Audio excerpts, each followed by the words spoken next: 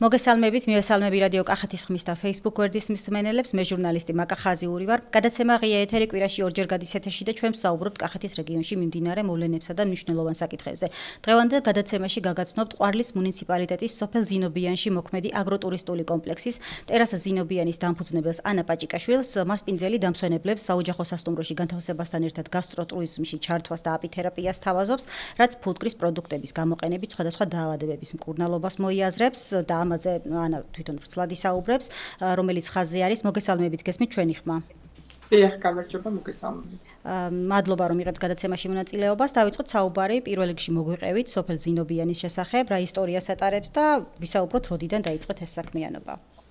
მოგესალმებით, მადლობა ყურადღებისთვის. ზინობიანი მდებარეობს ყვარლის მუნიციპალიტეტში, ეს არის ეთნიკურად უდიებით დასახლებული სოფელი. უდიები კავკასიის ალბანეთის იყო ასეთ სახელმწიფო შუა საუკუნეებამდე, მე-9 საუკუნეებამდე უბრალოდ სახელმწიფოს უძველესი შთამომავლები არიან, ეს სახელმწიფო დაიშალა, თუმცა ეს ხალხი, ასე ვთქვათ, გადარჩა. ალბანეთის სახელმწიფო მდებარეობდა ამჟამინდელი აზერბაიჯანის ტერიტორიაზე, დღემდე იქ ორი სოფელი უდიებით დასახლებული კიდე არის, თუმცა იმის გამო, რომ 1920-იან წლებში იყო ძალიან სერიოზული კონფლიქტები აზერბაიჯანელებსა და სომხებს შორის, ჩვენ აი ამ ასე ვთქვათ ეთნიკურ დაპირისპირებაში მოვყევით და ძალიან ძიმე მდგომარეობაში იყვნენ მაშინ უდიები, ამიტომ დაახლოებით 150-მა ოჯახმა გადაწყვიტა, რომ საქართველოში გადმოსახლებულიყო და 1922 წელს ჩამოსახლდნენ საქართველოში ყვარლის მუნიციპალიტეტში და მას შემდეგ აგერ უკვე 100 წელზე ცოტა მეტია მშვიდობიანად თანაცხოვრობენ ქართულ, არაქართულ თემში, უდიები ქართველებთან ერთად მართლმადიდებელი ქრისტიანები არიან, ანუ თითქმის ერთნაირად მიიღეს ქრისტიანობა ქართლის სამეფომ და კავკასიის ალბანეთის სახელმწიფომ და ხო, აი ესე რაღაცნაირად ვცხოვრობთ საქართველოში, ყვარელში ამ დრომდე. როდიდან დაიწყეთ ეს საქმიანობა და რა სერვისებს თავაზობთ ტურისტებს ამაზე რომ ვისაუბროთ? ხო, დაახლოებით 7-8 წელია, რაც ან დავამთავრეთ, მე 7 წელი დაგვრჩება რომ აქ რაღაცას დაგვემსგავსებინა აქაურობა და 2-3 წელია რაც ძალიან პატარა მცირე ტიპის საოჯახო სასტუმრო არის, რაც ანუ ღამის თავაზობთ, ასევე თავაზობთ აპითერაპიას, ეს არის ფუდკრების მკურნალობის ასე ვთქვათ ალტერნატიული მეთოდი და ასევე ჩვენ გვაქვს შენარჩუნებული სამზარეულო და აი ამ ასე ვთქვათ გასტროტურს და ისტორიულ ტურს თავაზობთ ჩვენთან მოსულ ჯგუფებს. გასაგებია, აი როგორი არის ტურისტების რიცხვი გასულ წელთან შედარებით და საიდან მოდიან ძირითადად? სამწუხაროდ სიმართლე გითხრათ, დღეს წელს რაც სეზონი დავიწყეთ, მხოლოდ ერთი ჯგუფი მყავდა ამერიკის შეერთებული შტატებიდან, უბრალოდ ორი ჯგუფი მყავდა, ერთი ცოტა მრავალრიცხოვანი, ერთი შედარებით პატარა და ის ჯავშნები, რომლებიც მქონდა, განსაკუთრებით ყველაზე მეტი აგვისტოში დაგეგმილი, ყველა გამიუქმდა. თანამშრომლობ ერთ ტურისტულ კომპანიასთან და ის არის ძირითადად ამერიკელების და ევროპელების შემომყვანი და მათი ჯავშნები გაუქმდა წელს სხვა წლებთან შედარებით საკმაოდ რთული მდგომარეობა მინდა გითხრათ. გასაგებია, რა სერვისი იწვევს, აი გასულ წლებთან დაკავშირებითაც რომ ვისაუბროთ, ძირითადად რა სერვისი იწვევს ტურისტების ინტერესს და ასე მოგვიყევით აპითერაპიაზე, რატომ არის სასარგებლო და მნიშვნელოვანი ამ სერვისის მიღება? ამ სოფელში ძირითადად ჩამოდიან ადამიანები, როგორც უცხოელები, ისე ქართველები, რომლებიც დაინტერესებული არიან რაღაცა უცხოს გაგებით და ნახვით. ანუ აქ ძალიან უხეშად რო ვთქვათ, ეხლა არ ჩამოდიან ადამიანები, რომლებსაც აი кейფი უნდათ ცუდი და კარგი გაგებით. აქ უდიების ეთნოგრაფიული მუზეუმი გვაქვს და აქ ჩამოსული ტურისტები ათვალიერებენ, ეცნობიან თემის ისტორიას.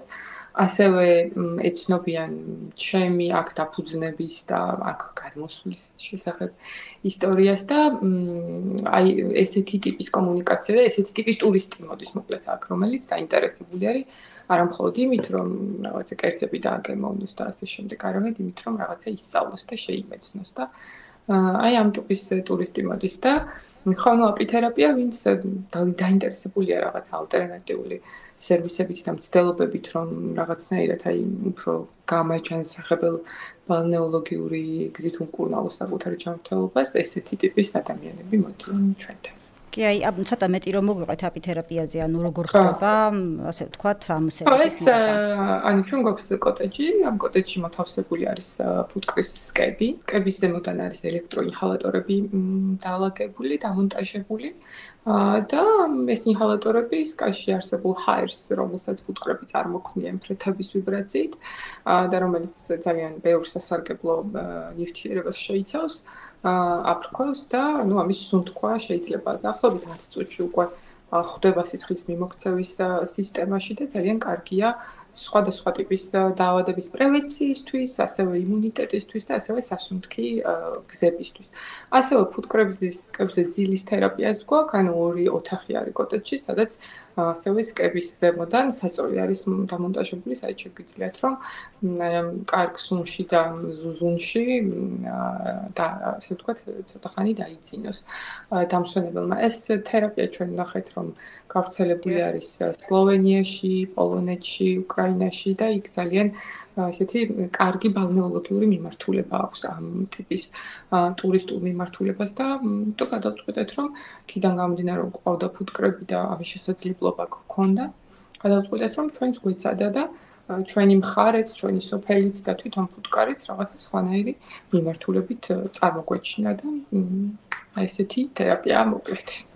გასაგებია თქვენ წეღან აღნიშნეთ რომ სტუმრებს ასევე სთავაზობთ ტრადიციული კერძების დაგემოვნებას, რომელი არის უძველესი ტრადიციული კერძი, რომელსაც სთავაზობთ და მოწონებას იმსახურებს?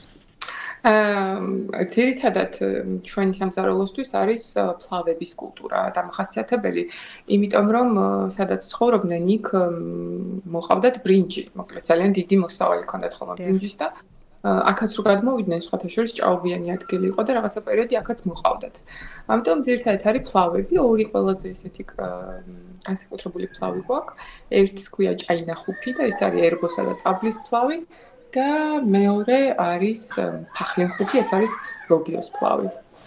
გასაგებია, აი თქვენ ისაუბრეთ წეღან პრობლემაზეც ჯავშნების მოქმედებასთან დაკავშირებით, აი შემდეგი კითხვა ესეთი არის, რა გამოწვევები გაქვთ ამ კუთხით და როგორ ფიქრობთ, როგორ უნდა მოგვარდეს? იცით რა, მე ვფიქრობ, რომ ქვეყანაში მიმდინარე სიტუაცია გავლენას ახდენს იმაზე, რომ ევროპელი და ამერიკელი დამსვენებლები თავს იკავებენ ჩამოსვლაზე და ქართველებიც თავს იკავებენ. ვფიქრობ, ამის მიზეზი ისაა, რომ ადამიანებმა რაღაცნაირად ფულის დაზოგვა დაიწყეს და ქართველი დამსვენებელი, ქართული სტუმარიც ბევრი ყავდა და სამწუხაროდ ეს ქართველებიც ვეღარ ახერხებენ. ალბათ ეს სიტუაცია, რომელიც ეხლა არის ტურისტულ ბიზნესში და საქართველოს შეიძლება ითქვას გადაწყობა სხვა ტურისტულ ბაზრებზე, იქნება ეს ინდოეთი, ჩინეთი თუ არაბული ქვეყნები, გავლენას ახდენს იმაზე, რომ ამერიკელი და ევროპელი ვიზიტორების რაოდენობა შემცირებულია.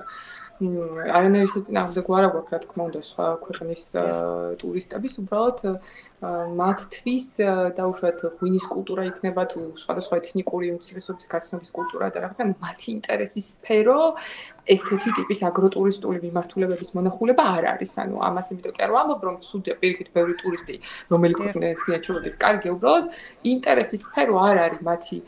მათ ურჩევნიათ დიდ სასტუმროებში მისვლა, სადაც ანუ ასე ვთქვათ, რეზორტებია, სადაც აუზებია და სხვადასხვა სერვისებია, იქ მისვლა ურჩევნიათ და იქ დასვენება, ვიდრე დაუშვათ ესეთი ტიპის სასოფლო კომპლექსში მისვლა და იქ ყოფნა და ეს განსხვავებებია და ეს პრობლემებია მოკლედ და ხო რა ვიცი სიტუაცია ამ ხრივ ანუ მე ვლაპარაკობ ისეთი ობიექტების გადმოსახედიდან როგორიც მე მაქვს და როგორიც ჩვენ ვართ რაიონზე როცა ვიზად ნიშური ტურისტი ყავს ასე ვთქვათ და არა და ვერ და არ მუშაობს სიმცირიდან გამომდინარე დაუშვათ მასობრივად ბევრ ტურისტს გასაგებია და სამომავლოდ რას გეგმავთ ამ მიმართულებით? ანუ რაიმე სიახლის შეთავაზებას გეგმავთ თუ რა ნაბიჯების გადადგმას აპირებთ?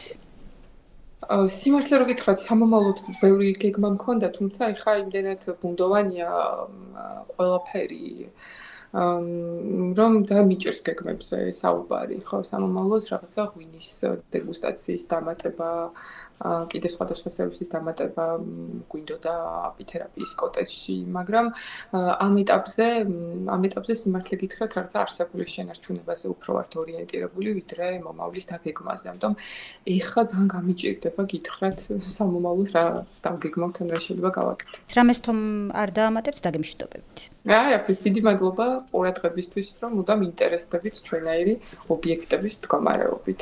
დიდი მადლობა გადაცემაში მონაწილეობისთვის და გემშვიდობებით, წარმატებებს გისურვებთ. მადლობა.